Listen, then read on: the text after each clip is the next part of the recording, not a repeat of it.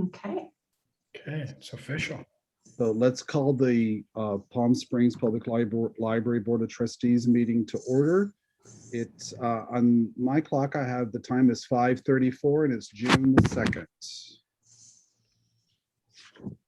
Can you do the roll call, please, Jeannie?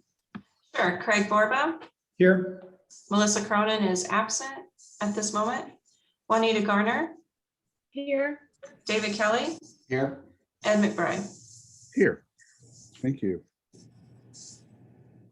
And the agenda posting, please. The agenda was posted on or before May 26th.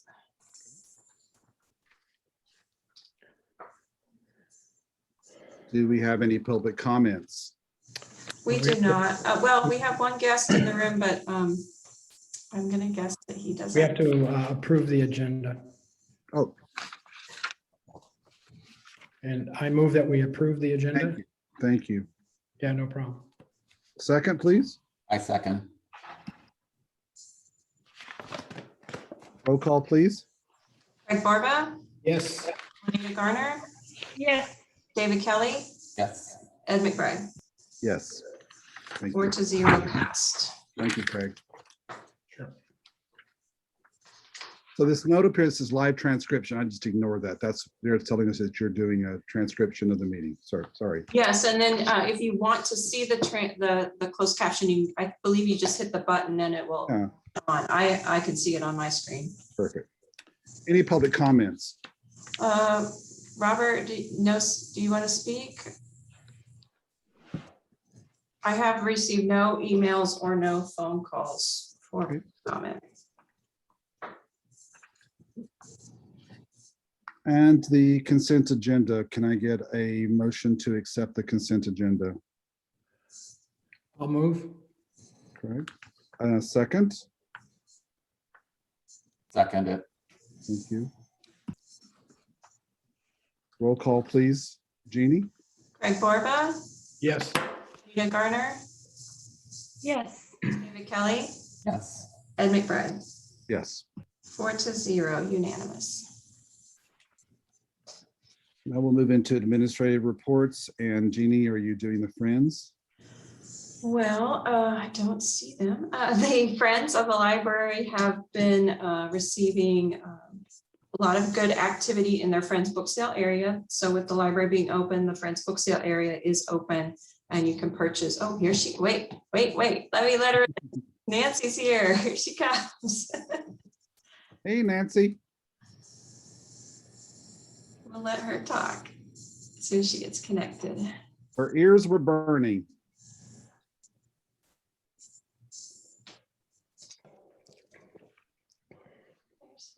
Nancy, it's your turn. Your ears must have been burning, Nancy. It's your turn. You're on mute. On mute.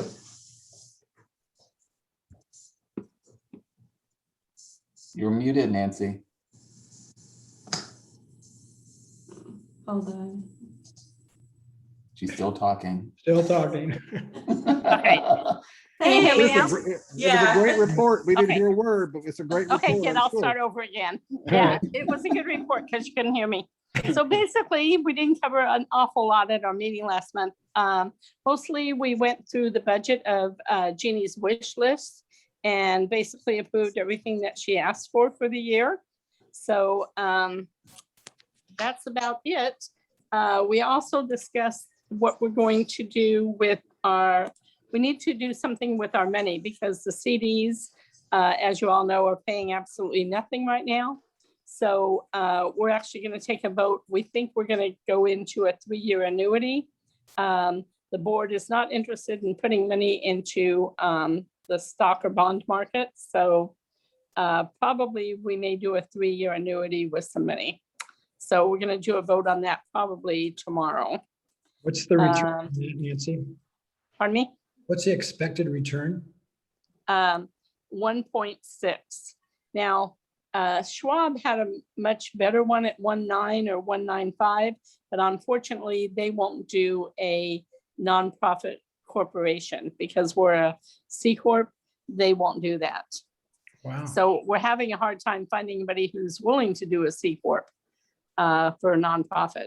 So hopefully this may go through at 1.6. We're gonna see if we can make this work. If not, then we're back to the drawing board trying to decide what we're gonna do. Anything else, Nancy?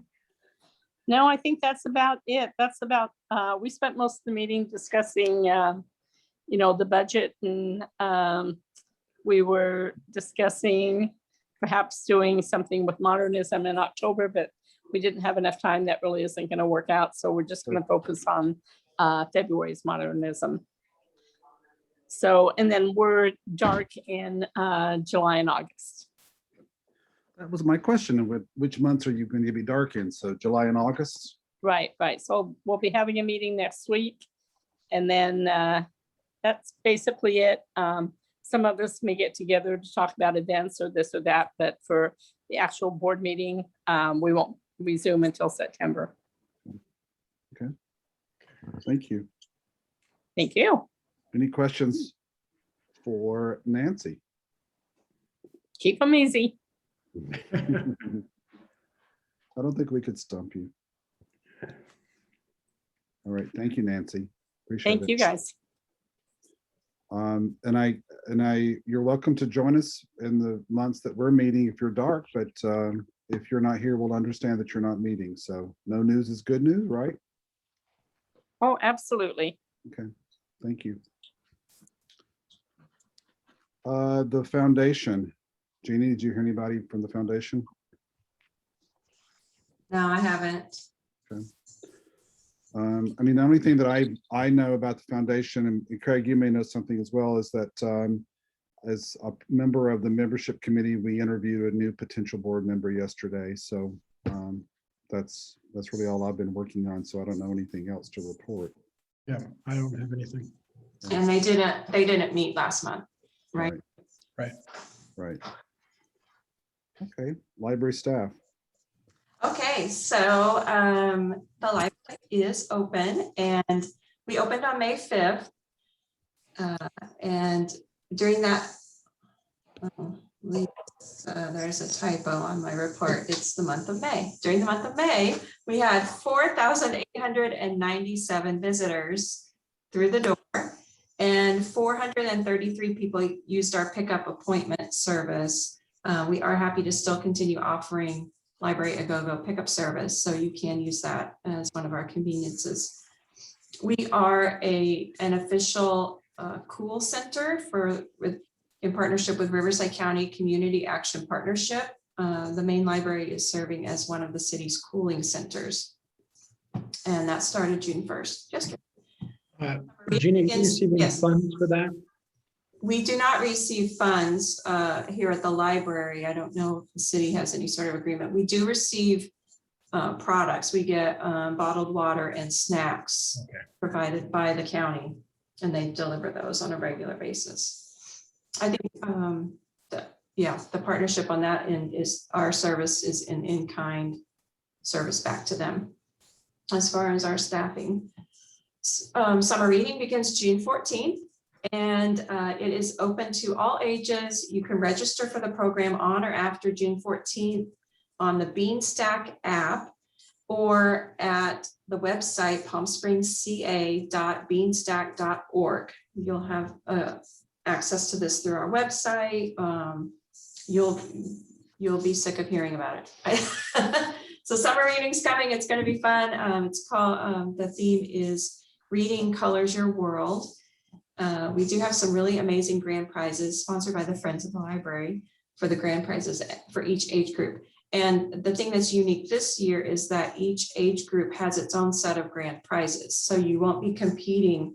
If you're an adult, you won't be competing with the children or vice versa. You'll have your own group of prizes to go for. The age categories are preschool through kindergarten, children going into grades 1 through 5, and then teens going into grades 6 through 12, and then adults. So it's going to be so much fun. We've got all kinds of virtual programs that we're recording, and there'll be little secret codes that you enter to get your badge. And then to enter those prizes. The prizes are great. I do say so myself. Because I picked them up. Wellwood Murray Memorial Library is opening July 1st. Wonderful. I had a meeting today with the staff and city staff and AEG staff, and we're going to be ready. It's going to be exciting. So the location will be open 7 days a week. The hours of operation will be daily from 10 a.m. to 6 p.m. except on Thursdays, and Thursdays will be 10 a.m. to 8 p.m. So we'll have the extended hours for Village Fest. And we're very excited about getting that building back and open for our community.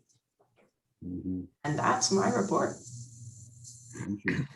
Happy to answer questions. So Jeannie, on when Wellwood Murray reopens, can you tell a little bit about, now that we have this beautiful refurbished outdoor area and patio, how do you intend to offer that or use that when you first reopen? I will tell you, we're very excited to have you see it because it's beautiful. The procedure is that every day when we open, we will open the gate because that's our accessible entrance. Mhm. So it's going to be hot in July. I think people might be passing through there to come inside. Sure. But in the fall, that'll be a wonderful place where we could have outdoor events or make it a rental if people wanted to rent it for post-pandemic cocktail parties or whatever. It's just a really nice space. There, we don't have any actual furniture, but there is a really nice planter wall that goes around the olive tree. And so it was recreated to look similar to what it used to look like, where it had a monument tree in the middle of this courtyard. So it looks really nice, and I think you'll be pleasantly surprised. It's open now. You can go and look at the patio because Ben and Jerry's is next door, and the patio is open every day for that too. So Jeannie, are there chairs and tables that would be available to be used there there? are not for the library. We don't have chairs and tables for that space. Okay. Our goal was to get it finished, and we don't have the storage capacity for That was my next question. Yeah. chairs and tables and locking them down and all of that. So our goal was to get it finished. We'll work on the rest some other date. Juanita. So I'm very interested in the possibility of renting that space. How many people could fit in that space? That's a really good question. I would say 50 easily, very comfortably. I don't know if you would want to put more than that. It might be a good 50 person event. 100 maybe, but I think that it would get to, But you know, 50 shoulder would be to very shoulder. comfortable. Say that again, Craig. 50 will be very comfortable. Yeah, I think so, especially if you wanted to have some cocktail tables or a service out there at the bar. And what would you do for restroom facilities?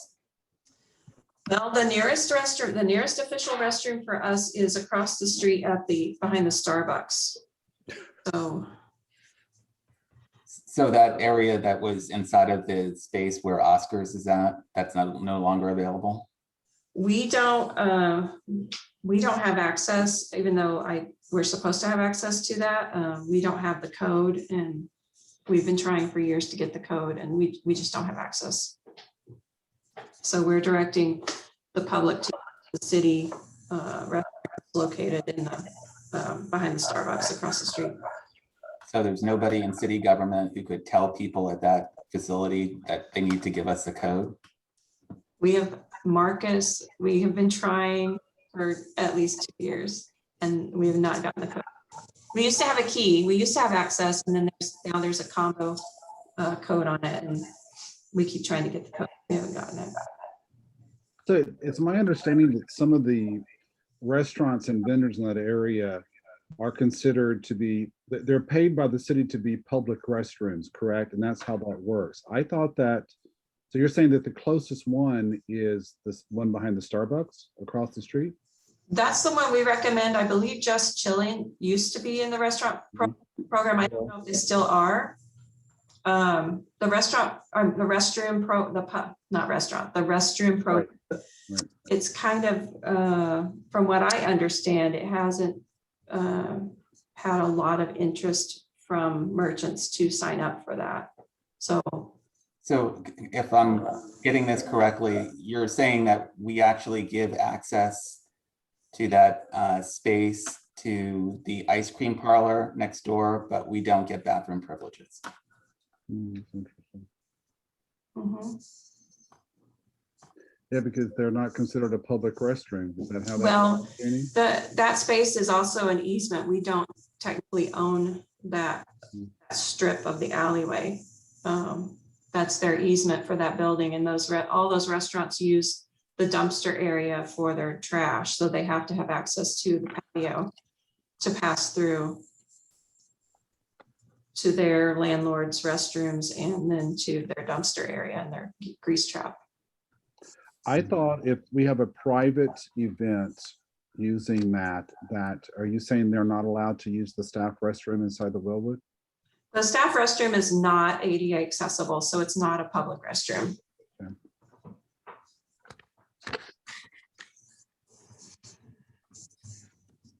Any other questions for Jamie? All right, Jeannie, thank you for that report. So I think we have to make this next item very ceremoniously, since this is the last report, right, for Trustee Kelly? Is that correct? Ain't coming back. Did you say you're coming back or you're not coming back? I said, I ain't coming back. Well, I thought you said. Funny, I heard it the other way. Oh, God. I guess All I right. gave you a heart attack one way or the other, huh? No, it's like, did he say I ain't coming back? I thought he said that. They said he's coming back. Really? I'm glad you're coming back, because I don't think we're going to have any way of filling this position, but that's another whole discussion. So would you like to kick it off and give us your farewell report? Jeannie, do you want to put up page 11 for me, please?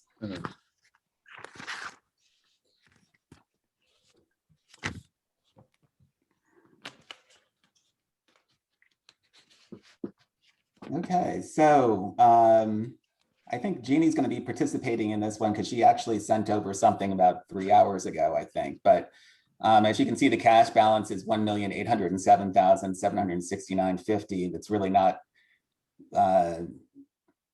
nominal. It's a very small change from the prior month. The only other notable number on here is the notes receivable. I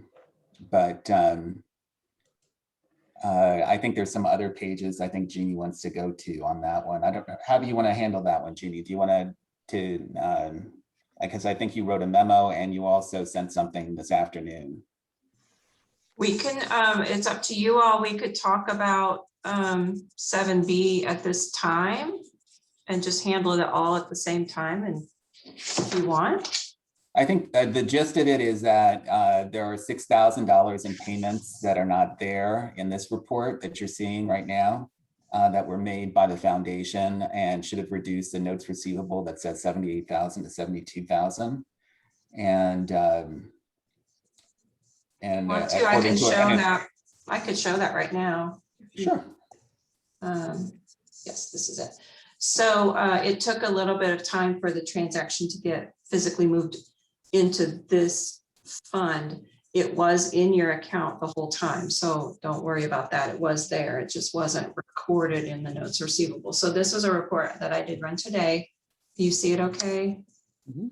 Shows, okay, so they did finally rectify the payments and get them into the account, and now the balance owed for the Library Foundation is $72,000. That's through May, That is, looks like it, right? Through the end of May, I would believe, yes, because the last payment was credited at 5/26 in the amount of $4,000. Yeah, we did get the May check. So the May check, so the foundation started sending $2,000 payments in February. So February, March, April, and May, those payments are reflected there.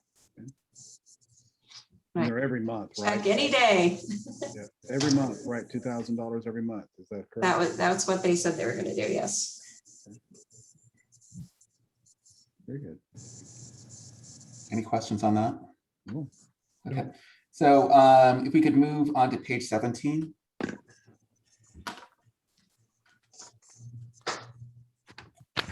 Yeah. So this is part of the packet.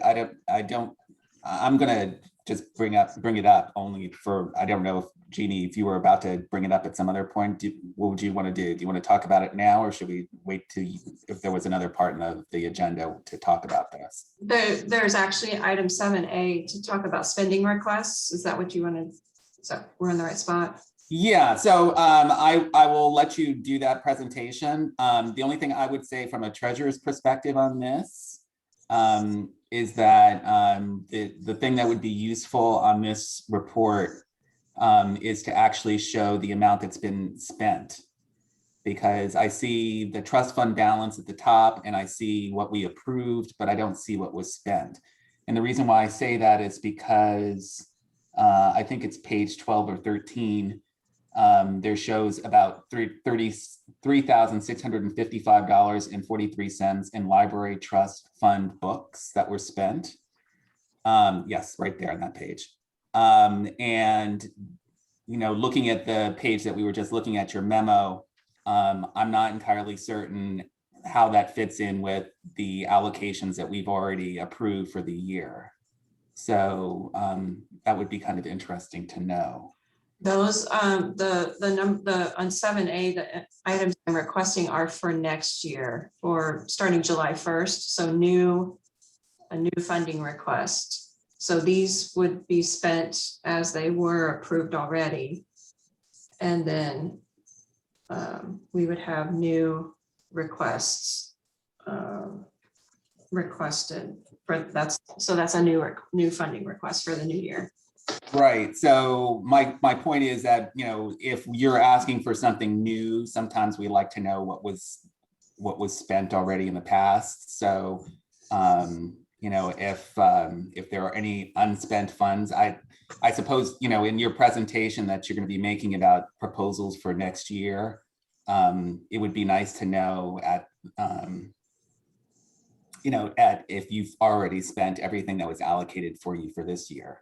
So, and I'm just pointing out this $3,600 as an example of, we really can't tell on this report whether or not this is everything that you had allocated to you or not. Okay. And then if we could go to pages 19 through 21.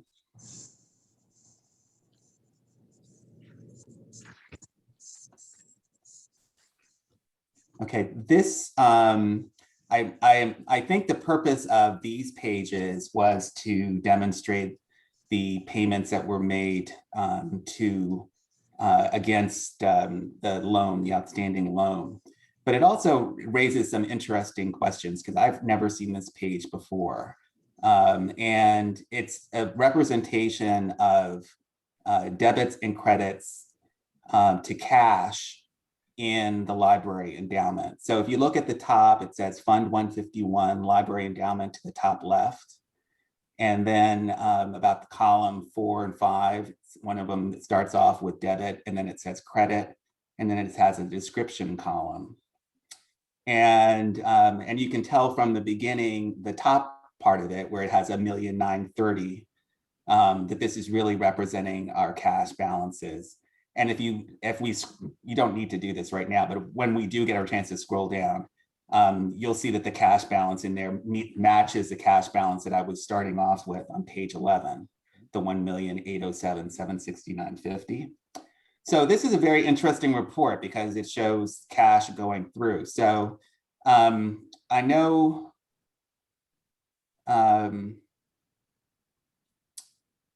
there was an issue, I guess.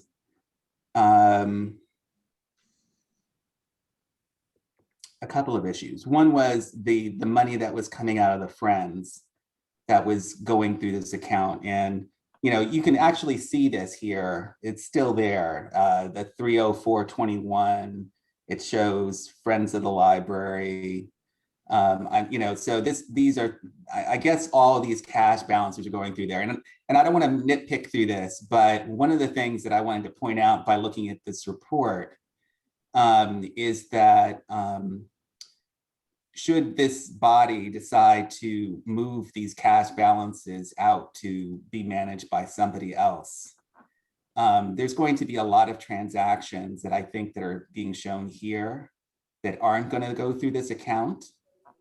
And because in my estimation of what I should see in this account, the only thing I should really be seeing in here is money that we collect for interest, money that we get for donations, and then payments that we make to the library for expenditures of books and things that we approve. And also deposits that are made against the, or payments that are made against the loan.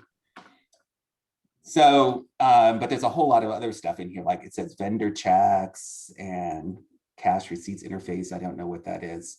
So I would really recommend going forward that if, and I don't know how the city would do this, but it would be, I don't know, like I was saying, what this body is going to decide, what one way or the other about moving this money away from the city to another place. But I think whatever all these other transactions, other the ones that I thought that really should be going through this account are, that they should probably be going through something else. And they will go through something else once or if the library endowment money is actually moved somewhere else. So I would just, be vigilant about this report as trustees and continue to ask our library director questions about it, because I think that it should be managed differently. I'd be happy to explain what this is, if you want to do it now, or you want to do it when we get to the 7B. It's up to you. Ed, do you have a preference? I'm okay with us continuing on talking about this. I mean, if you want to, it's up to you. Okay, so on the memo that's attached to these reports for item 7B, you all had requested some detailed transactional information. So this is responding to your request. I need to talk about the loan, so that's great that's already taken care of. The general ledger that you're seeing here is your cash account, and every transaction that happens in the trust fund goes through this main umbrella account. And so this would look like just like what you see at your bank when you deposit money and then you spend the money. Now you're seeing a lot of transactions because we're buying books. And so those vendor checks, oftentimes if they're smaller amounts, especially, those are payments to the book and DVD vendors for the items that you've approved. And so you might see that those, let me go back to the other page. This one, the $3,655.43 expended out of this account, the trust fund books account, that was for that month. So we spent $3,655.43. If you go to the general ledger,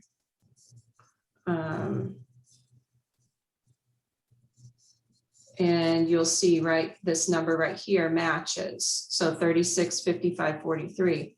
We sent two checks, one for $935 and one for $27.19. And those went to the vendors to buy the items that you approved.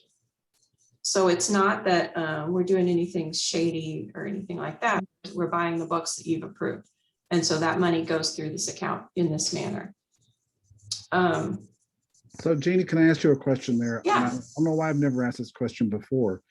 When we approve money to be spent, like you're about to ask us for your annual allocation, I always assumed that that request was moved over to your book budget, are you saying then that you guys actually spend against that account?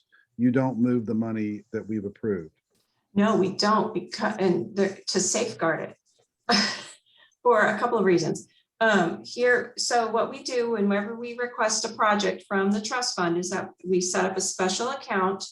Like you see these Wellwood Patio, trust fund books, the PR library campaign. We set up these accounts to be transparent for you, to show that we're spending the money appropriately. And it ensures that we don't lose that money at the end of the year. If something, as an example, the PR library campaign, we've got $5,263. We've all decided it's not a good time to spend that money. We're just going to hold it. If you had given that money to me in my general fund at the end of this year, if I hadn't spent it, it would go back to the city. So I feel that it's very important to keep your money for your projects in your account, so you don't lose the money, because your money automatically rolls over and you get to keep it But we agreed, because it's special. but we agreed a couple of boards ago that at the end of the year, any unspent money would go back into that general fund. So in the case of the PR library campaign, you've decided not to spend that. That money should roll back into the general. Well, there are two types of funds. The city has a general fund, and then you have your cash account. And so when, at the end of the year, if we don't spend your project's money, it goes back to your cash account. Okay. What I was saying is, if you gave that money to me and told me to put it in my city accounts, if I spend it, go to another department in the city. Makes perfect sense. I'm sorry. Yeah, we should keep this money separate and keep it this way. Now, the reason why you never see that general ledger account is because it's a nightmare to look at, because you've got all these checks and all this payments and all this mess. And the summary report, where did it go? You saw it before, this one. This is a more reasonable explanation of the money. And talking about if I've spent the money or not, the trust fund books account, the money that's been in there for, we've done a couple of years of projects. It's been set up, the money's sitting there. We've spent 21,000 of that total. We have 23,000 set aside that we're planning to spend. Now it's June 2nd. I don't know that we're going to spend it all. It'll probably roll over to the next year. So, and then we've got 3,200 left. So in all reality, we've got about 27,000 that we have not spent in that account. But you've authorized it, so I would like to still have the ability to continue to spend it until it's gone. And I know my librarians have already designated that money for different purchases. So I don't want to say, well, we've got 27,000 left. You shouldn't give me more, because they've already spent it. They probably placed the orders and the orders haven't come in yet. So I don't want you to think that that money's just that we haven't spent it, because I bet we have.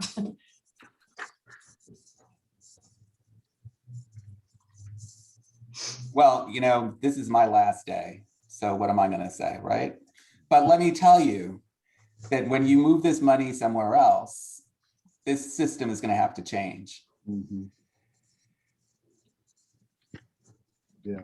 And once if you decide to do that, there are other things, like as an example, the Friends of the Library, when they authorize money for us, they'll often just send a flat check to the vendor, and they'll, like $10,000, they'll just prepay. And then we have a content credit with them. So that is an option that they have the ability to make that choice outside of the city's procedures. So things could be handled differently if it wasn't there. And then you would see one check, and then it's nice and it's easy to handle the accounting on that, because it's already paid. So we do that a lot with the Friends. The Friends of the Library, they give us a lot of gifts, and we're very grateful to them. And we've been doing that for.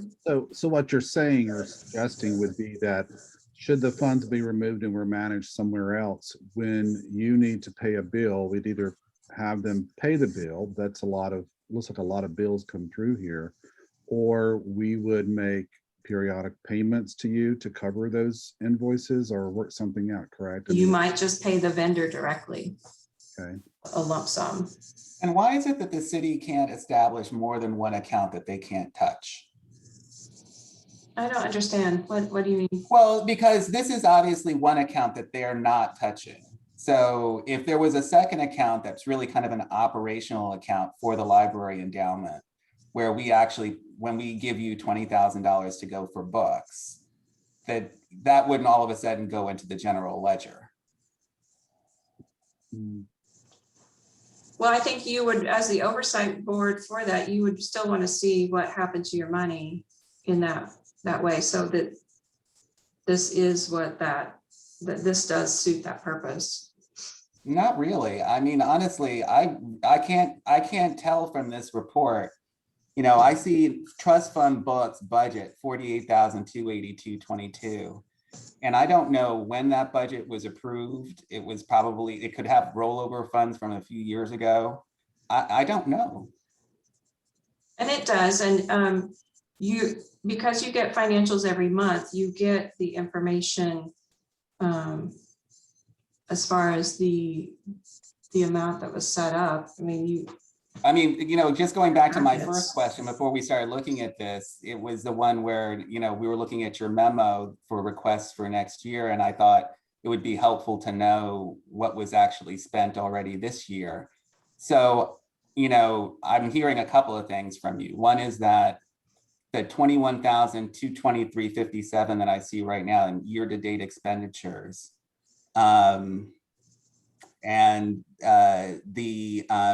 Is really, it's, I guess what it's saying to me right now, oh, future library, no, that's this trust fund books. So I guess from this report, I'm supposed to think that only $3,000, $3,282.22 is available to you for the rest of this year for the purchase of trust fund books, and that everything else has been spent. that's in theory how it should, that's the truth, because we set aside a certain amount for each vendor. And But if I rolled back the tape of this conversation, I thought I was hearing that there was about $20,000 that hasn't been spent. well, what you're seeing, the encumbrances outstanding is $23,776.43. And that is money that we have not specifically written a check for, but we have set it aside. Have you issued purchase orders against it? Yes. Right, because I've understood that to be the case, especially when we were dealing with the Wellwood patio. So the Wellwood patio, we put aside about $150,000. And then as those invoices were written up, the encumbrances outstanding grew. And then as the money was spent, the difference between the period expenditures and the encumbrances outstanding was changing. And then also the year-to-date expenditures would have changed. So it's showing here, in as far as the Wellwood patio is concerned, that there's no money available, yet we still have $12,000 in encumbrances outstanding, Mhm. which all I can do is think of it that we didn't approve enough money to No, cover the their Wellwood whole- patio. The city of Palm Springs is withholding the final payment to the contractor to make sure that the project gets closed out properly. And once it's the project's closed and resolved with the county, you know, all the permits and all of the things that they do. I can't think of what it's called, but when they close out, I think it's the permit, when they close out the permit and they register that the project's complete, then the city will issue that final payment. I've been told that they will do that this month. They're just waiting for the contractor to finish and do everything 100%. So where is that money coming from? Because it seems as if that budget amount has already been spent because the available balance says zero. It's right there. It's encumbered. It's set aside and saved. And the physical check hasn't been cut, but we know how much it's going to be. That much I understand, but shouldn't the available balance be actually there to pay for that encumbrance? No, because it's in reserve. So when Deducted. number and reserve an item, it's set aside and it's not available for any other project unless you canceled the purchase order or made a change to the purchase order. So that helps us not overspend when we're looking at something, go, oh, we got $12,000 available. No, Well, another way of looking at it, though, is that the available balance, which I believe is supposedly cash. And as far as Wellwood Patio is concerned, it says 0. mhm. When you look at the total report in that column, it says 1,760,000, which is awfully close to what we have in available cash.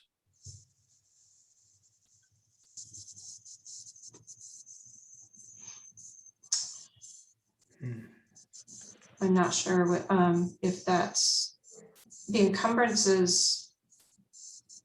I'm not sure, but I mean, technically the money's still in your checking account. I think the 1,700,000 is, but I don't know about the 12,762 for the Wellwood Patio. Hold on, I want to look at this. Well, the cash balance is 1.807. Right. Back to that.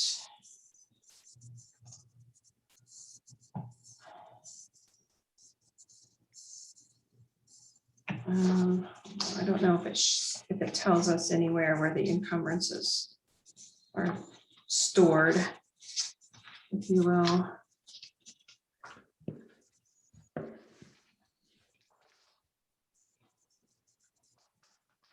I would think that they're reflected in the cash.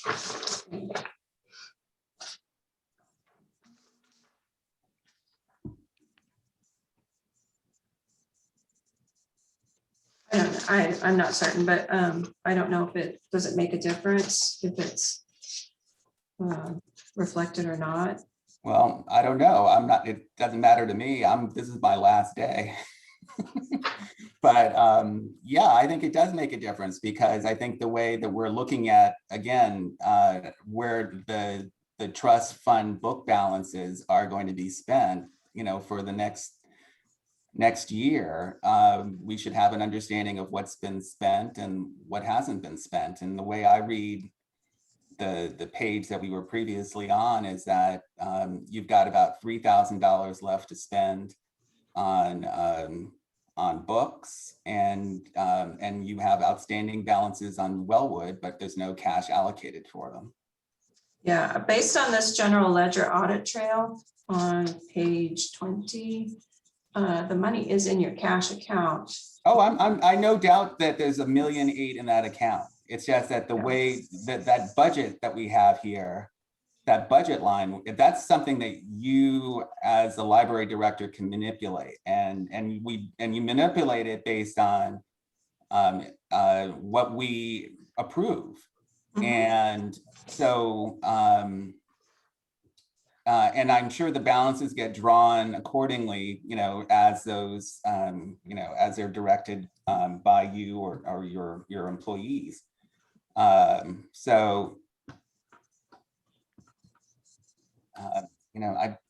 only thing that I'm asking for at this point is just an understanding of what whether or not you can confirm for me what I understand to be true, which is that there's probably $3,000 in the budget, which is something that you can set on that form that's still available for books for this fiscal year. And maybe there's $12,000 that's going to hit our cash account at some point, and make that that zero a negative number. I mean, I don't particularly think I worry about it, but I would worry about whether or not we're actually spending what we've approved. You're spending what you approved. I'm not allowed to put any extra money into the account without evidence that you approved it, such as your board minutes. I'm required to submit your copies of board minutes whenever I do a request to add money to your accounts. So maybe it's just a matter of just cleaning up a little bit of what's showing here on the budget. That's all.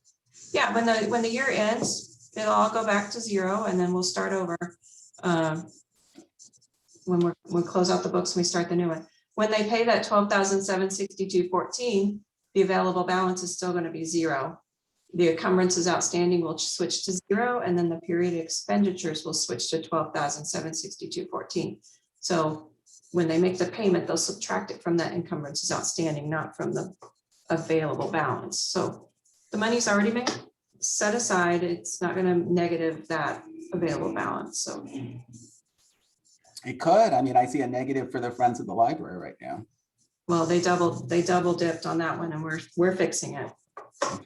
Because it's going to get put back into your account properly. I've already talked to the finance director about that. We're working on that, and she's working on it personally.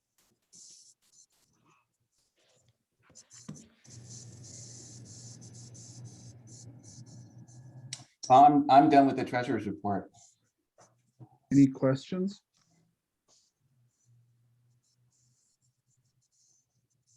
I'm good.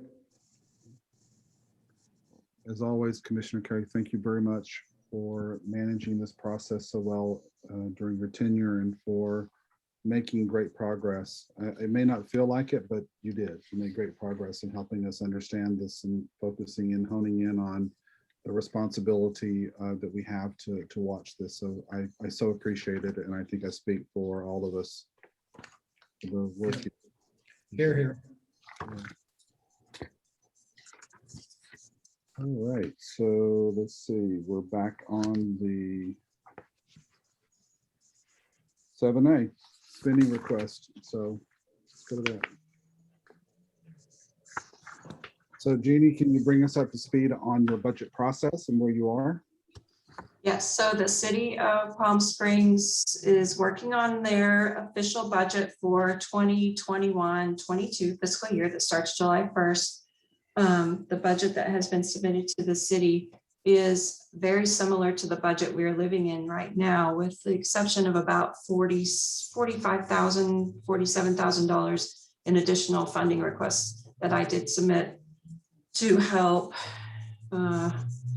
get through some of the things that we've had to squeeze out. So we've got databases and maintenance agreements and a lot of things that have annual increases. So those things, we have to increase the budget for those every year.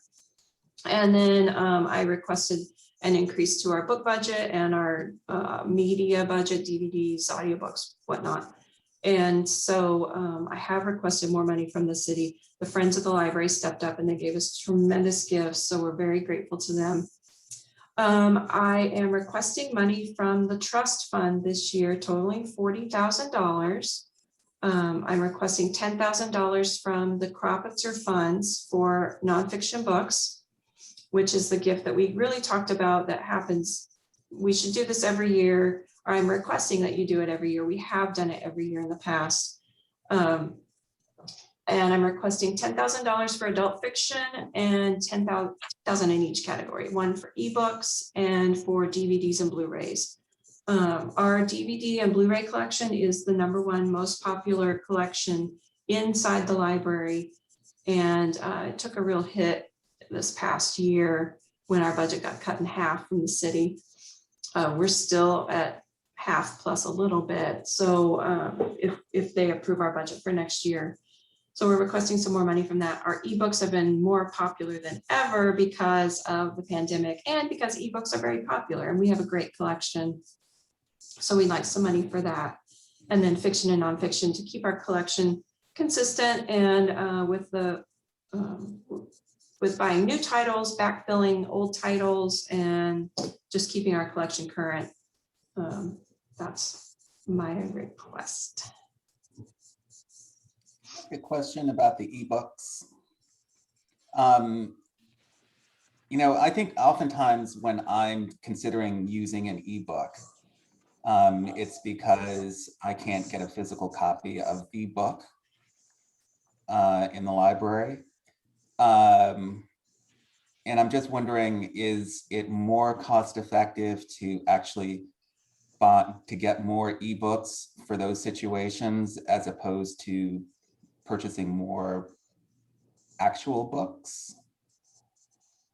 That is an excellent question, and the ebooks cost at least 3 times more than a physical book. And we're not allowed to keep them for life, forever, where they have different, there are all kinds of lending models, there are all kinds of prices too. But typically we're allowed to keep the book for either 2 years, 1 year, 26 checkouts. Every publisher is different on the lending models. So it costs a lot of money to buy an ebook. And so they're about $65 on average for those, and for audiobooks too. And we can get a hardcover book for about $16. We get, I mean, I love ebooks. Majority of the books that I read are electronic. And I know these days too, with audiobooks, we get a lot of people who do downloadable audiobooks, and they can play them in their car and they can hook it to their phone and then use it at the gym or whatnot. So, excuse me, they are very popular, and yeah, it's crazy. The pricing for libraries, it's kind of a racket. Jeannie, if Don't we put have that in the minutes, Lisa. if we have a popular ebook, there's a possibility that we would have to renew it 2 or 3 times to have it. Well, yeah, and we do buy multiple copies of ebooks because we'll get a waiting list. I don't know the numbers, but for us, a waiting list of 15 is extreme. But you go to Riverside County and you'll see a waiting list of 200 people waiting for the same book. And the lending model for ebooks is that it's 1 copy, 1 user. So they emulate real books. So it's not like a license where everybody can read the same book, unless they're doing a special book club or book promotion, 1 book, 1 community type of book. So has the Library Association come up with some kind of guidelines to help librarians decide what is what is the right ratio of hard copy books to ebooks that a library should maintain in order to meet demand?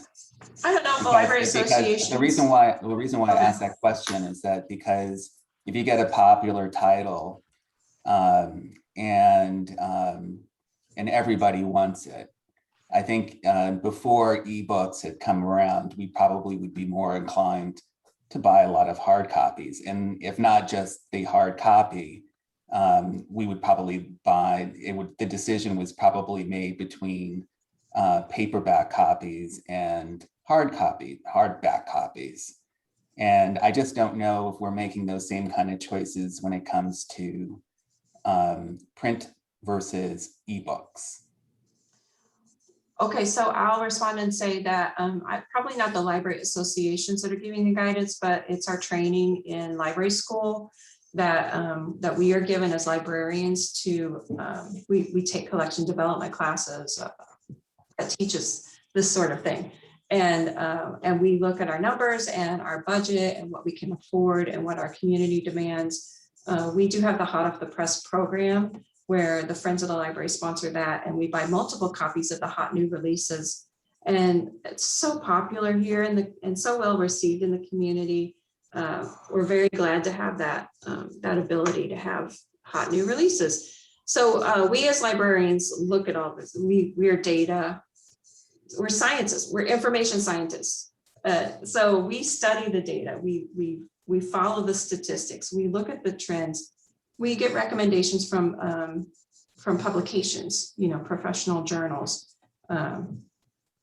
There's so much that goes into this. And so we have, our librarians that they have their subject areas that they focus on, and they become the experts for our library. So what is it that your experts and your journals are telling you about this ratio between hard copy books and ebooks? I don't know that it's library by library. I think that every library is different. I think that the users are different. Here in Palm Springs, we have a lot of seniors, and different communities have a more senior population. You learn from experience. So you learn based on your community, and you have to be aware of your community's needs and try to help provide what the community needs. So for us, ebooks are so expensive. We typically buy one, and Lisa's our buyer, and we kind of follow trends. The vendor helps us out too by giving us recommendations, and then gives us nationwide trends of what's popular. And we kind of do like a five holds to one copy. If we get more than 5 people waiting for one item, we will buy a second if we can afford it. The other thing is when it gets unpopular, then you're stuck with all those copies, and then you have to figure out, is that the expense, is that worth the cost? So we look at that too, and we want to make sure that we're not overbuying something that's just a flash in the pan. So we balance it all out. We do it so you don't have to. But we are your partners in thinking about this.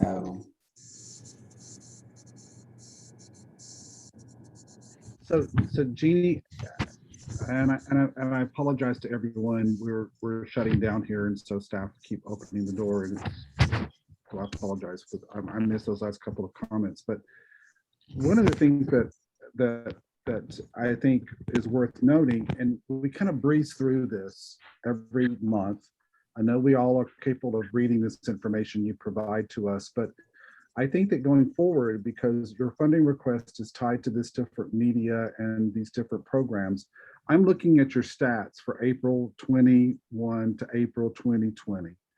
And I as a librarian, I think that it's worth noting. Now, by the way, I recognize that we were in the middle of a pandemic, so we have to put that filter on here.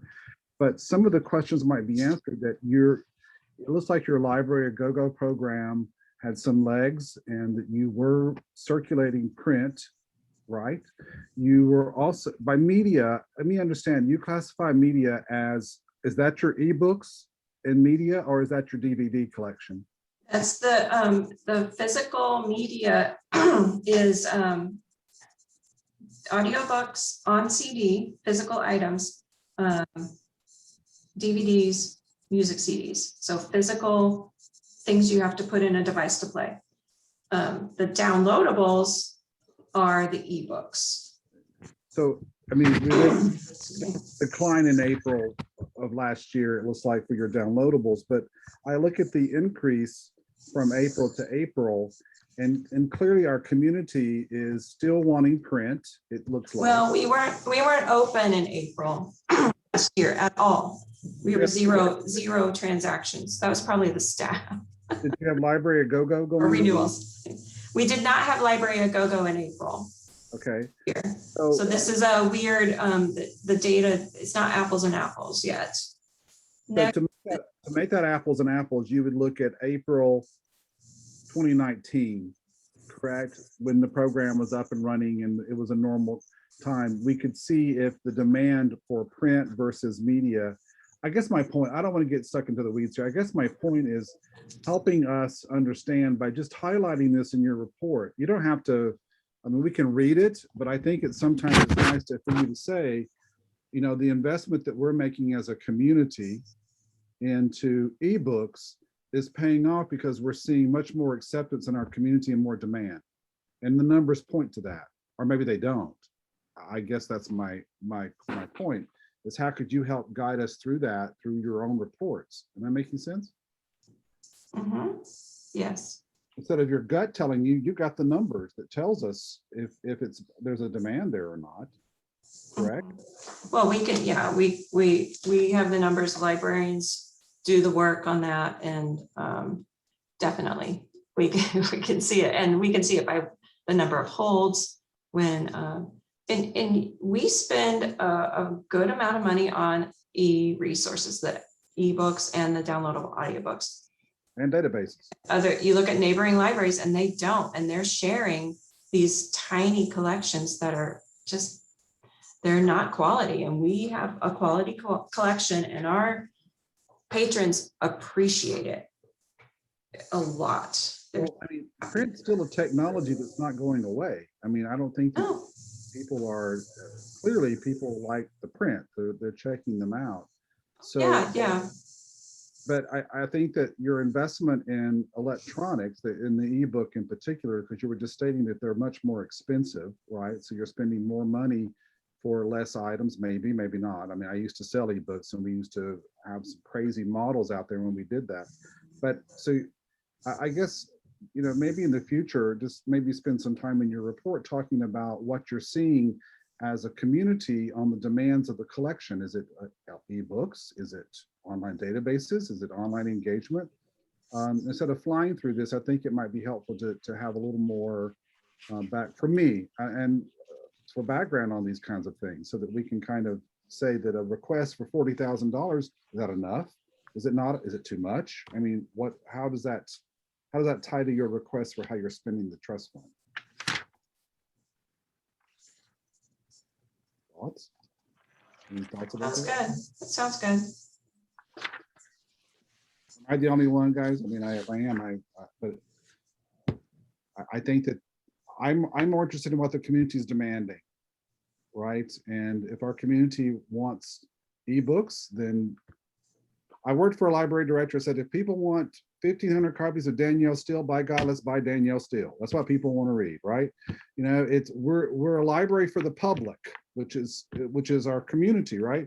So I'm a firm believer that if we're going to spend the money that was given to us by people who wanted to make the library program better, then I want to see the money going to something that our community wants, right? Yeah, and also the thing too is to think about what are we using our facility for? So if, you know, there was a time, I think, when I first joined this group, when I actually went through about 7 years worth of library reports and came up with a kind of analysis of the annual reports that Jeannie I remember. produces. And one of the things that I realized from that report was that more and more of our traffic, the number of people who actually visit our library, those numbers were going up at the same time as the number of DVD were going out. So it made me think that DVDs were very popular. It made me think that the choices that people have to get DVDs has probably diminished in the real world.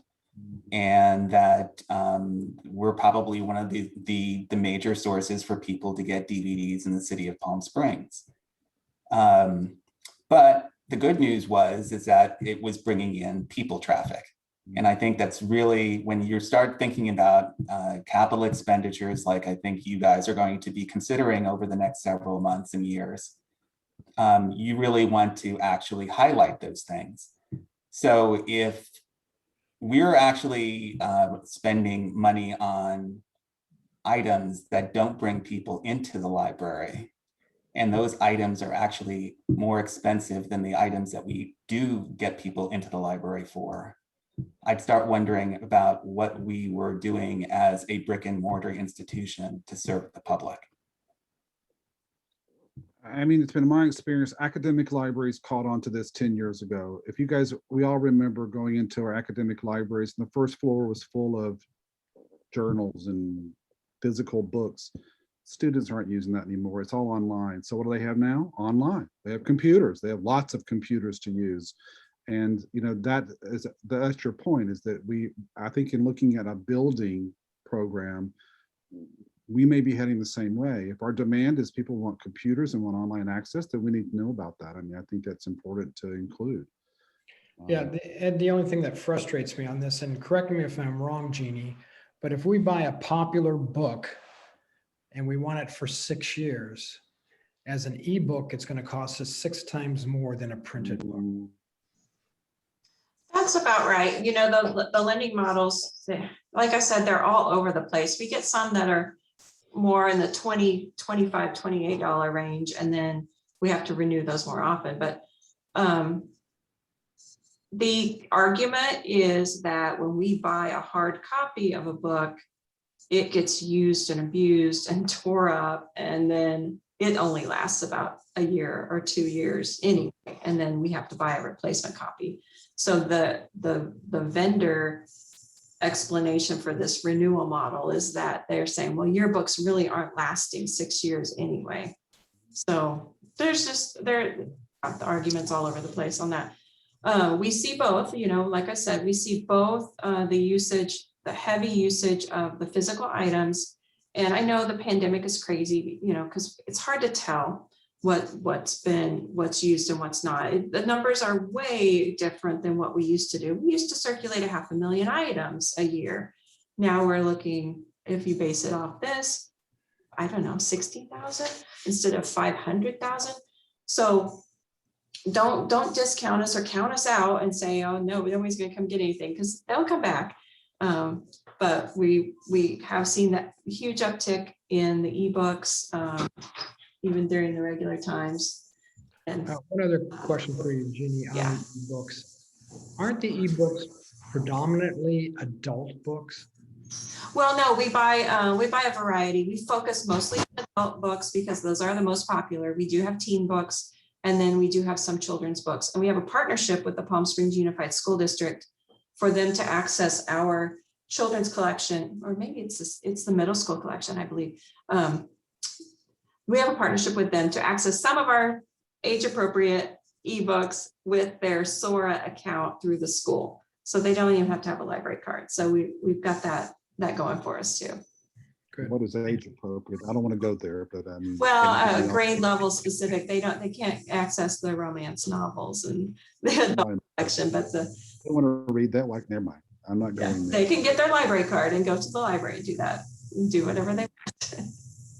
Brings back And memories. Jeannie, on that, a document they showed earlier on the financials, what was our income over the 4 quarters of our endowment, the investment return?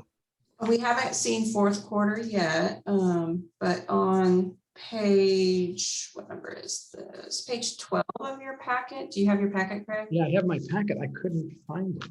Page 12, you've earned, I know, I can't read it, 15,000. Here, I'll share the screen if you want. Share screen too. Oh, I found it. Got it. Okay. So quarter 1, 2, and 3 have been entered. And then once we get past the end of June, the city will calculate the year end. Okay. So I'm Sure. estimating it'll be about 20,000. Possibly. Yeah. Okay. All right. So interest income is 20,000. Your request really from us is 30,000. Is that right? No, 40. But the 10 comes out of the other fund. Sure, yeah, 10 from the crop officer and then 30 out of the trust fund. Cash. Any questions for Jeannie about her request or concerns or comments?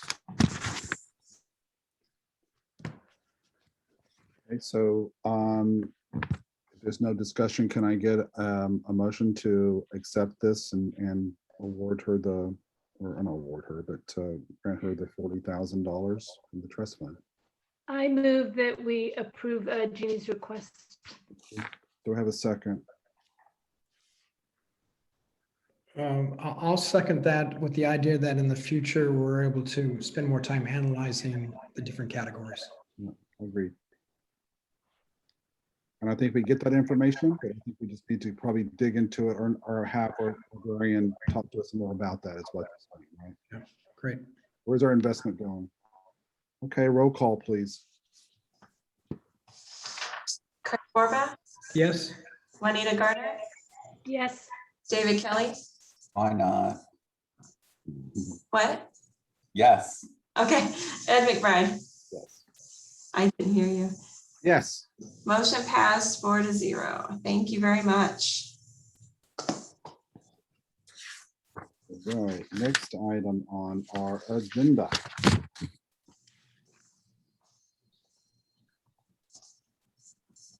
think we've done 7B. Did we do that? We kind of talked about it in the treasurer's report. Do you want to talk about it more, or do you want to? Let me just go over it. I'll share my screen and just review it for you. At your last meeting, you did request some detailing about the cash balance. And so I created these documents.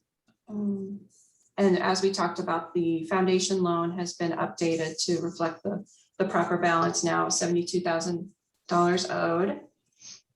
The next page, we talked about this. This is the actual ledger of your cash account, the in and the out of every transaction. And then on page 21 of the packet, these are the cash, these are the deposits into this specific fund.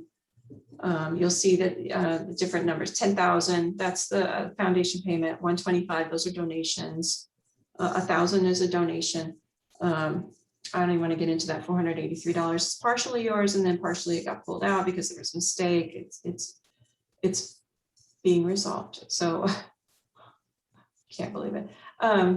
2,000 is a foundation payment and $50 is a donation. 150 is a donation, and then we have the 2,000. So that's a detailing of the deposits in the account, separated out from the deposits and the the debits and credits that you see here. It's the same information, just only deposits shown there. You'll see that remember I just said that there's a mistake, that $483. They corrected it. They pulled out the $318.01 that was not yours. So I apologize for that, but it's been corrected.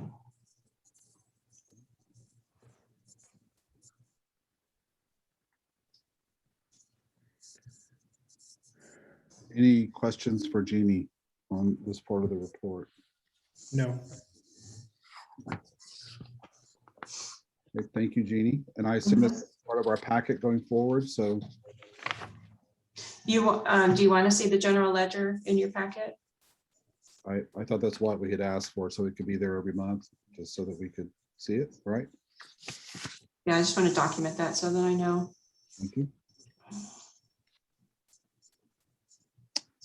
7C. I wanted to start off by apologizing because I thought that the Rotary Foundation had a much more formal document that guided them through their investments. And when I started digging into it, that foundation has been in place for many, many years, and many people have managed that and been the president of that. And no one seemed to recall what had guided them so far, other than the advisor that they use to look at their funds on an annual basis to make decisions about what's reinvested and what they carry on and what they grant. Because much like us, the Rotary Foundation every year receives applications from all over the community, from all different types of nonprofits, asking for grants. They announce that and they award that money, and most of the time it's the income they've made on the previous year. So I apologize for not being able to find a document as I promised. So instead I turned my attention over to, because I recalled, and Craig, you may recall, is that the Library Foundation had been working with their finance committee and working on the very same thing, as trying to identify ways that and places where they could invest money long-term, and what would be the best direction. And so I shared with you all the documents that Bill Wiley had pulled together for the Library Foundation. And so now, even more importantly, you got to see what the foundation is working on and how they're organizing around their investment policies, and what their long-term goals are for their for money that they will be raising. And more importantly, they just received a check for $100,000, and so they felt it was really necessary to move quickly to get something organized. But one of the things that I did pull from that information was that in their attempt to do the background and find out what to do, on the board we have a couple of financial advisors Unfortunately, they are not allowed to work for us, but they are, as a member of the community, can be a member of the foundation and can not directly guide us, but they can have an opinion. But one of them had pointed us towards the Vanguard funds, because Vanguard was one of those friendly organizations that you just heard Nancy talk about towards nonprofits and towards foundations. And the document that I remember Bill sharing with the executive board at the foundation, when I read through it, I don't know why then I didn't think about it, but it just is more information in the line with what Treasurer Kelly had brought to us about, this is how you go about doing this. Here's some suggestions. So I hope you all got to see that document. And it had some examples of investment policies. One of the sections that I really read, I read twice, was the section that talks about, as you're beginning to organize around this, the importance of fiduciary responsibilities and what those look like, and how you should, there's not only a proper way of identifying those, but more importantly, there's some law around, how organizations should do this. So again, I apologize for not getting the Rotary Foundation, but I hope that you found that the Library Foundation information was as helpful. So I'll stop there and see if anybody had any questions for me, or if I can answer about these documents, I'm happy to give it a try.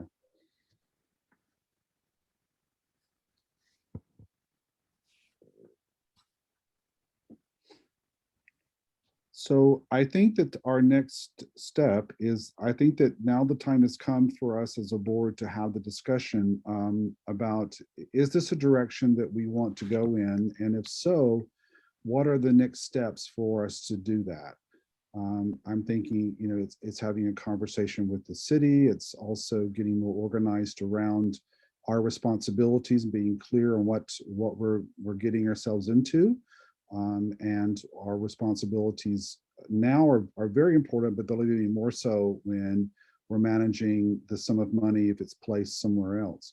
So I think that going forward, I want to, and I hate that we get to the end of our meetings and we're kind of cramming some of this information, because I think this is probably the most important conversation we're going to have as a board and in the history of this board as we move forward with this. So I think going forward, we need to spend more time on this, Jeannie, and maybe look at the agenda and if we can move this to the beginning of our agenda in ways that we can spend more time talking about it. But my opinion, and I'm interested to hear what you guys feel about this, is that I think the time has come where we've got lots of information, and it's time to have that serious conversation about, are we ready to move forward with this and what it's going to look like for us to do that? And let me stop there. Thoughts, reaction?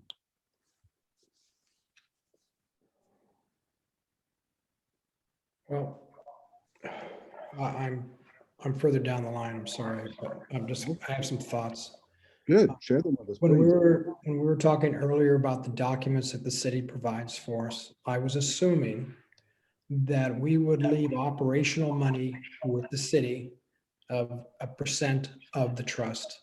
And then we would receive accounting documents from whatever organization was handling our investments, whether it could be a bank like Wells Fargo, or it could be the community foundation.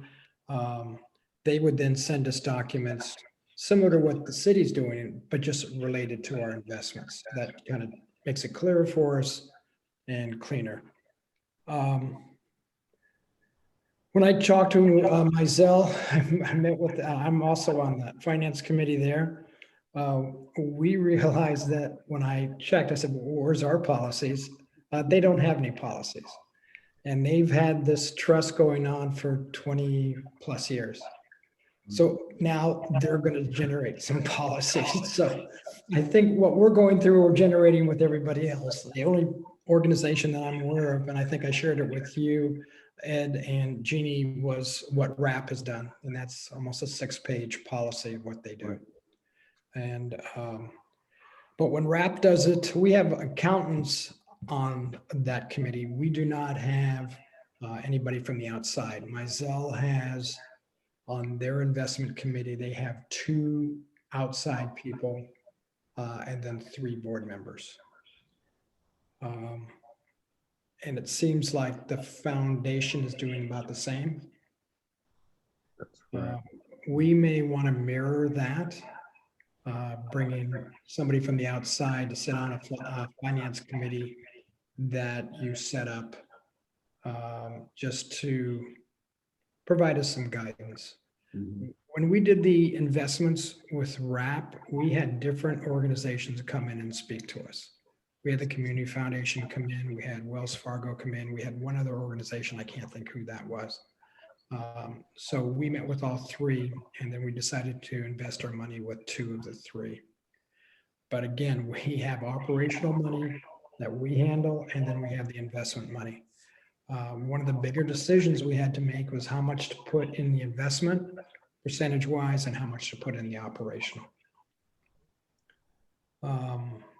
We could follow on the coattails of what the foundation's doing, but do it separately, but also follow the steps that they're going through. That might make it easier for us.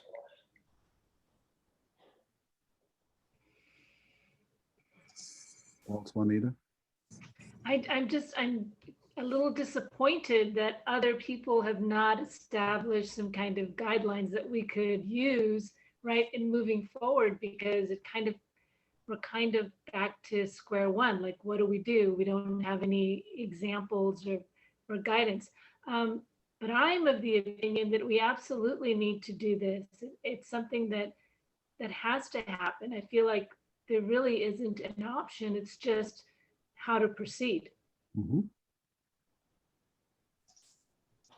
I think that, yeah, we're at, like you said, Ed, we're at the point where it's time to get some guidance from the city's legal team and figure out what authority you have, and if this is, if this is the role of the city commission to take this money elsewhere out of the city. And I know that it's this, these raw gifts, and so maybe it is, and maybe it's just, it is, but then you give it to the foundation or the Friends, you give it to a nonprofit, and then they are in charge of it. And then you are still just a commissioner with the city, and the city's role, the city's commissioners have expectations of duties. And so we have to define that and figure out, make sure it's all the way it should be. So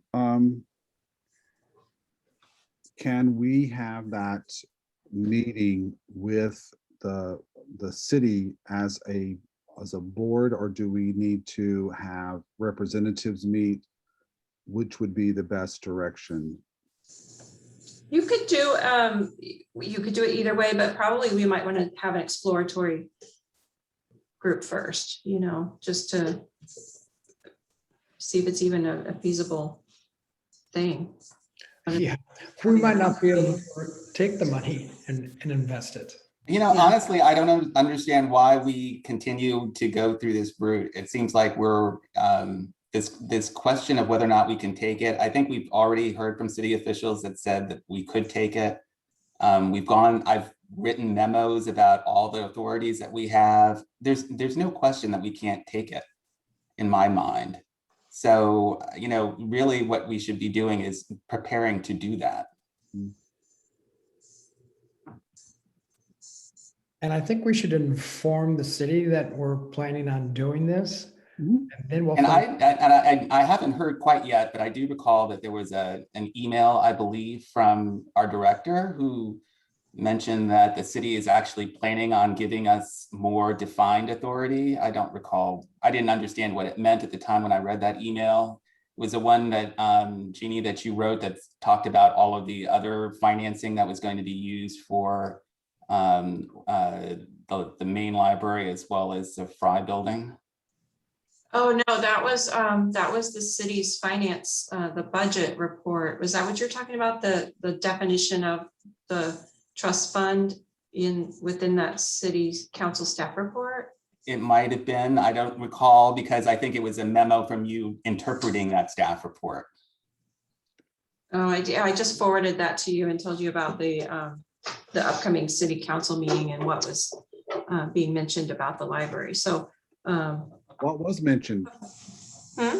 What was mentioned?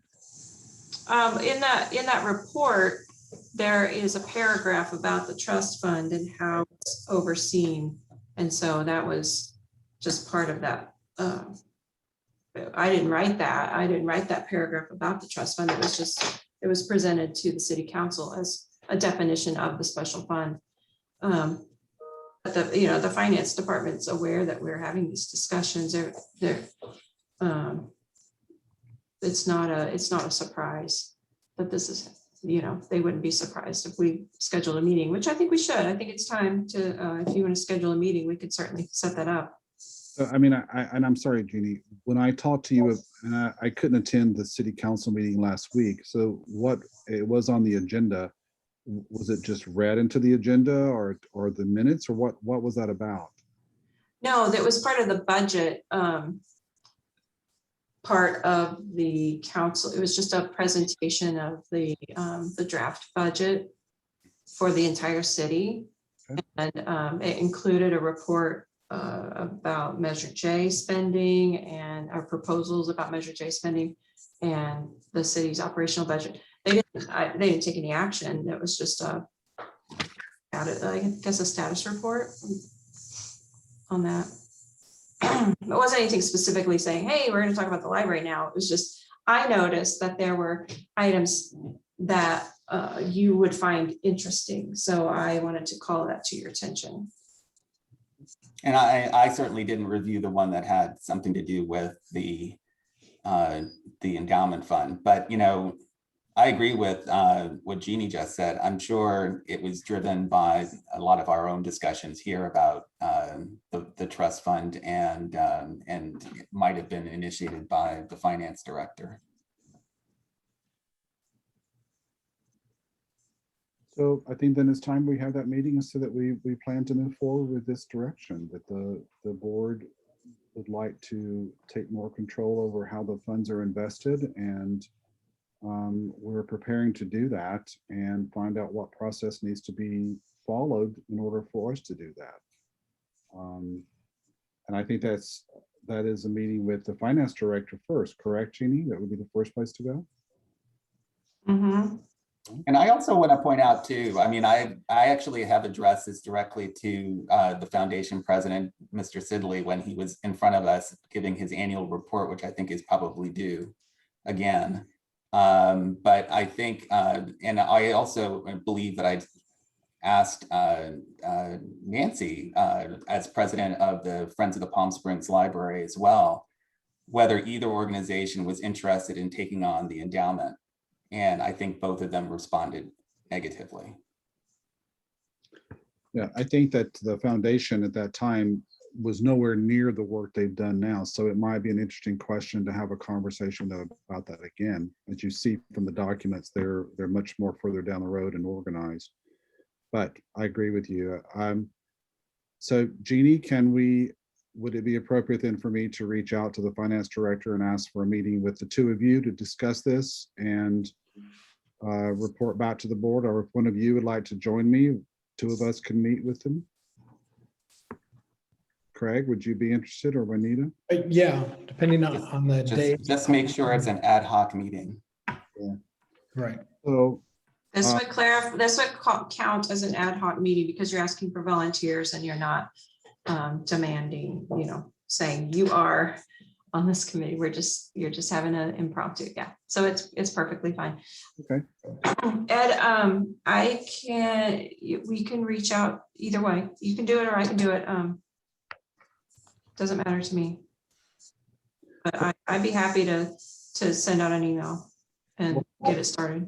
Send me the contact information. I'm happy to do it. Okay. I'll do it as soon as you send that to me. And it would be just the finance director, no need to include anyone else, like the city manager or anyone like that? I think maybe the city manager would be a good time to talk to him, or the city attorney. I'll loop them in and see if they think someone should join us. So I think it's a great time to talk. Great. Okay. You'll get that to me as soon as possible. I'll set that up. Uh-huh. So there will be something to report in our next meeting about where we are with this, all right? Any other thoughts about this or questions? No, it's just, I'd like to move ahead on this as soon as we can because it's discouraging to seeing how much revenue we're receiving with our present investments. Agreed. I'll work as fast as I can on it. All right, thank you, guys. So the next agenda item is always bittersweet because we are going to recognize one of our fellow colleagues who ain't coming back, according to him, is what he shared with us. And I just wanted to start off by saying that I really enjoyed you being with us and the time and the commitment you made to this. And I think that I can speak for our community that we all appreciate that hard work and the care you put into it and the participation you put into you took this job so seriously and it showed in the work. And I hope that you can see that you're bringing forth some good things that's going to happen for the organization. So I want to express my deepest appreciation to what you've done for us. We're going to miss you. I hope you will come back and see us. I hope we will see you. I hope that you won't work too hard on this. I know you're going to be consumed with your new studies, but you're still a very important part of our community, and I hope you know that. So normally I'd give you a certificate, but I can't. So did he get a certificate, or do you have it, Jeannie? I have it. Good. I held on to it because I wanted to show it on the screen. So Ed, we need to sign it. Oh, I'll sign it as soon as possible. Here's your certificate. It's a certificate of appreciation. It's awarded to trustee David Jacks Kelly on the second day of June 2021 in recognition of your time and valuable contributions to the Library Board of Trustees and the Palm Springs Public Library. Thank you for your dedicated service. I'm looking at your box right here. Thank you for your dedicated. Thank you very much for being a supporter of the library and really having that passion and care for our community.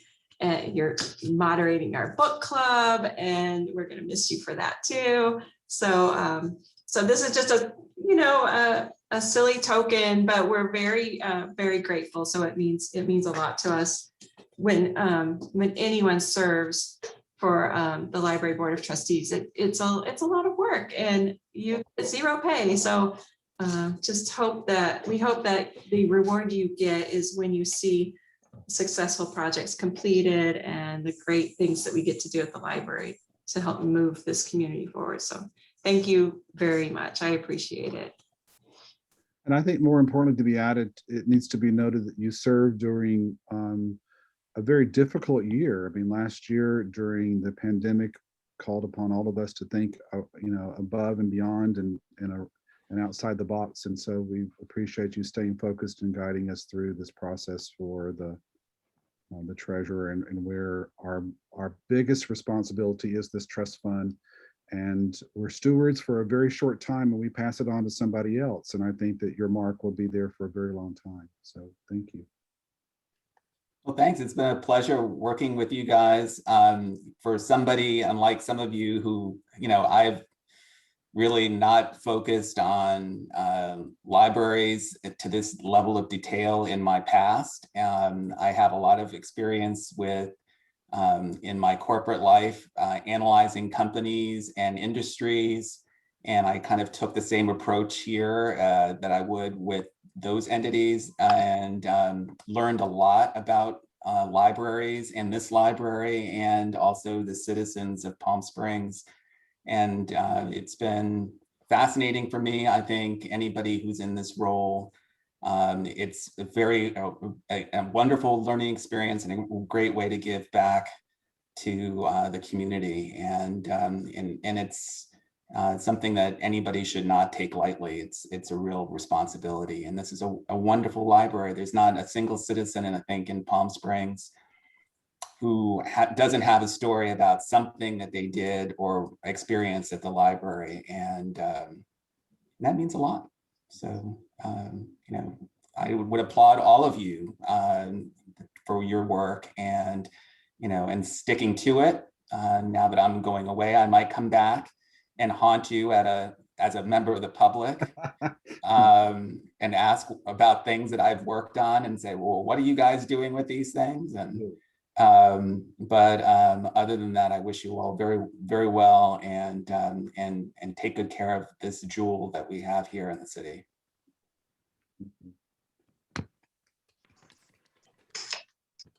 Thank you very much. And We'll I'll mail your certificate. Okay. go there and get it signed this I week. know. And so our next topic is who's going to fill these shoes? And I asked at the last meeting if anyone had the calling to volunteer, or do we give it to the vacant person who's not here this time? That usual responsibility of passing it on. But Juanita or Craig, have either one of you thought about this might be something you would want to do?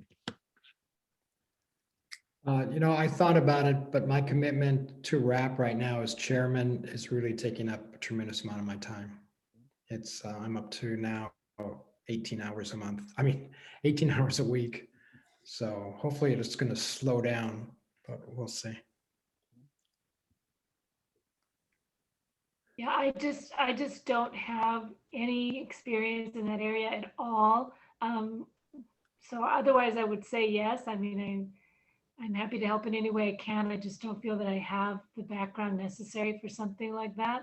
But I do want to say, David, that every time you ask a question and we start having a discussion about it, I realize that it's a question I wanted to ask, but I had no idea how. You just bring a lot of things to light. I've definitely learned a lot just hearing you and listening to others' responses. Today, I was just amazed at how many times you asked things that I would not have known to ask, but you asked them and then it clarified things for me. So thank you so much for that. I really appreciate it. Do we,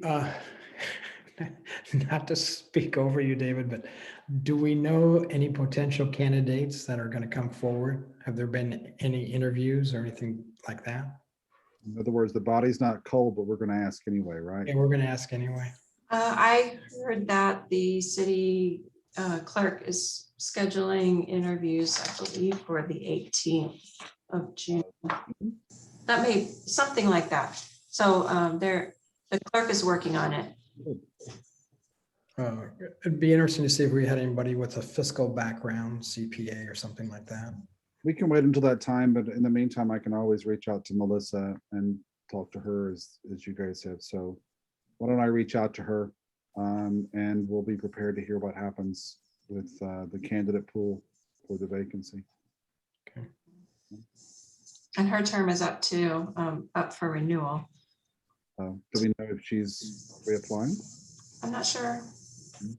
Was she was a 1 year?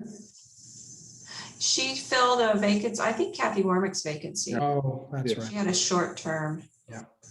Just to make the years balance for the 5 members. Okay. So then maybe I should wait until we find out if she's going to put herself up for a renewal of her. Yeah. She'll do the same process. She'll have to interview and.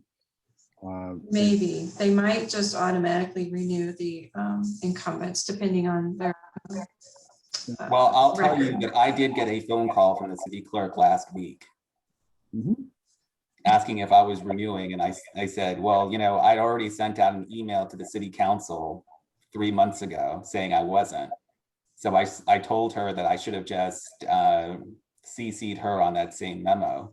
Yeah. So actually, she might actually know whether or not there's a reapplication. Yeah, But I think you probably should touch base with her anyway, so, she would. All right. yeah. And during the last 2 months, nobody's heard from Melissa? Jeannie? No, I talked to her, it was back when the deadline was coming up. I think she was interested in renewing. I mean, I can't say now, but, I can't speak for her, but I think there was definitely an interest to renew. So on this item before us, can we delay this, Ed? Yes. Okay. So Jeannie, can you just find out and confirm that the 18th is in fact the interview date? And if we have applicants and we have one that's requesting a renewal? Yes. Yeah, tentative, yeah, I have it written down, June 18th, commission interviews, but I don't know specifically about the library. We have that. Ed, you'll sit in on those, won't you? Well, in the past we did, but they're doing them differently now. So I don't know. Do you know, Jeannie? I don't know. I've seen some on YouTube, publicly interviewed with the full council. I guess a lot depends if, Sure.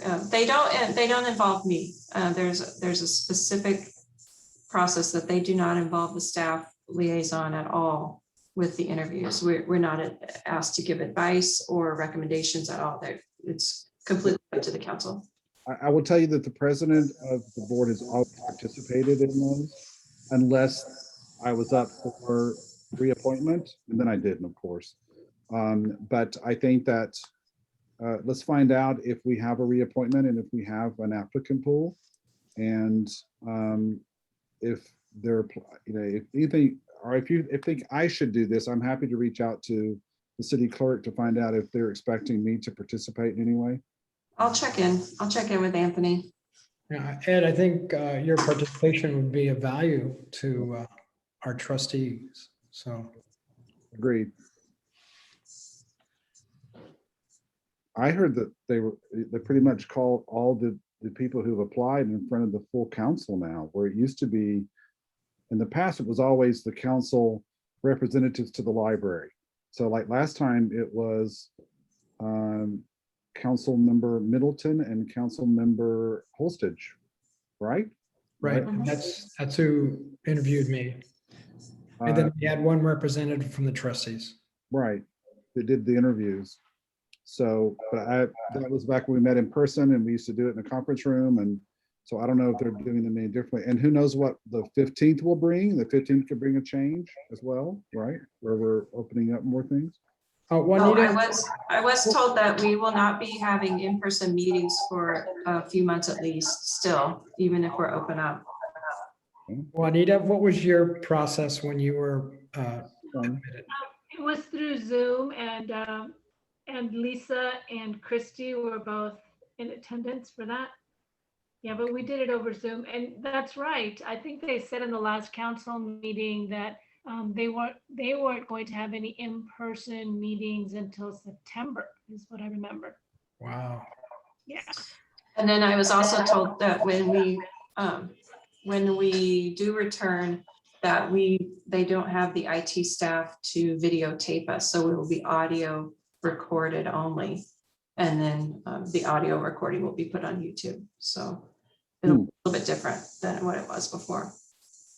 So that woman that used to help us, she's no longer with us? The city? No.